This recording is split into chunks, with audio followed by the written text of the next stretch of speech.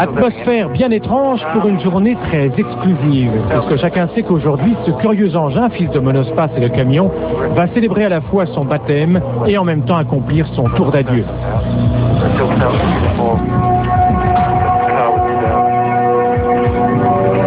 D'abord, curiosité sur le stand Renault l'an dernier au Mondial, l'idée viendra ensuite de faire rouler ce prototype dont la durée de vie finalement sera aussi brève que celle d'un éphémère.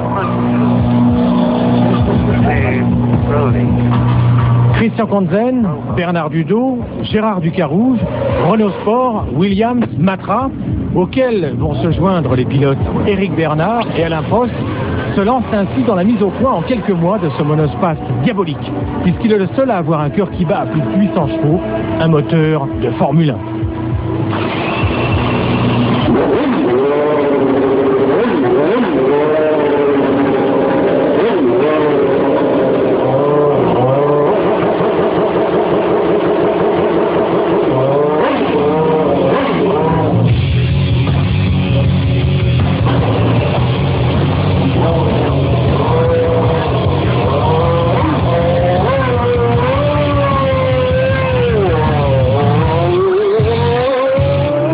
Le volant est camionnesque, la boîte de vitesse semi-automatique 6 vitesses, très digne s'il y en avait une d'un avion de chasse.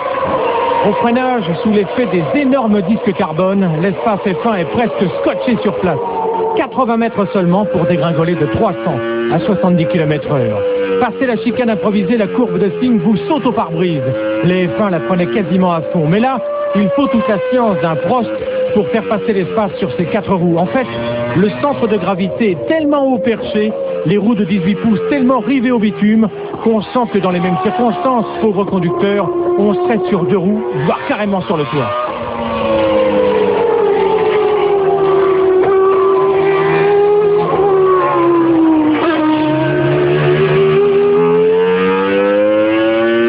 Tranquillement sollicitée par le pouce droit, la boîte séquentielle obéit docilement, monte alors violemment en régime jusqu'à plus de 14 000 tours et délivre toute la charge de ses 3,5 litres, plus de 800 chevaux, en engloutissant 60 litres au 100, ce qui à 27 francs le litre d'essence vous cogne un prix de revient kilométrique 300 fois plus élevé que celui d'un monospace de série.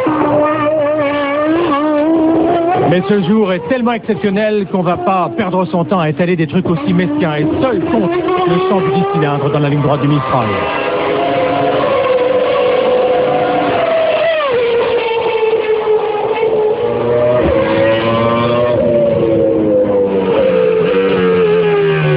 J'avais toujours eu l'idée dans le passé d'amener les journalistes, surtout ceux que je n'aime pas,